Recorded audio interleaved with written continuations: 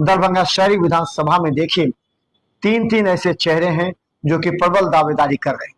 यहां से बता दें, राकेश नायक जो आगे चल रहे हैं, यानी कि अब उनके दावेदारी प्रबल है। ये चर्चा है कि राकेश नायक को टिकट मिल सकता है।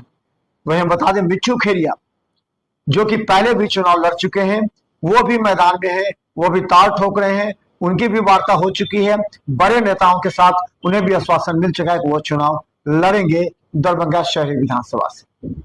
अब समझिए कि बद्री पूर्वे जो वीआईपी से हैं, उन्होंने भी अपना दावा ठोका, जगह जगह पोस्टर लगा दिया। उन्हें भी आश्वासन मिल चुका है मुकेश सहनी से कि आप शहरी विधानसभा में चुनाव की तैयारी कीजिए। अब देखिए, वीआईपी से ही दूसरे जो राष्ट्रीय उपाध्यक्ष हैं उमेश सहनी, उनको भी आश्वासन मिल गया है। वो भी दरभंगा शहरी विधानसभा से चुनाव मैदान में तैयारी कर रहे हैं और बड़े बड़े पोस्टर भी लगा चुके हैं।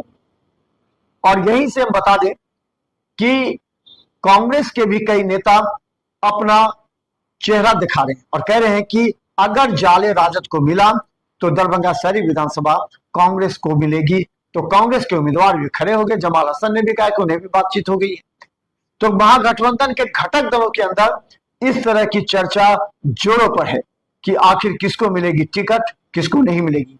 तेजस्वी यादव इन तमाम बातों से बेफिक्र होकर यात्रा पर निकले हैं। वो ये दिखाना चाहते हैं कि पिछली जो यात्रा थी, वोट अधिकार यात्रा, वो राहुल गांधी की नहीं थी, उसमें तेजस्वी यादव की भूमिका थी, जबकि कांग्रेस कह रहे हैं वो राहुल गांधी की थी। उसी को दिखाने के लिए तेजस्वी यादव भीड़ भाड़ इलाके से गुजर रहे हैं, जनता से मिल रहे हैं, नेताओं का चयन कर रहे हैं, किसे मिलेगी टिकट।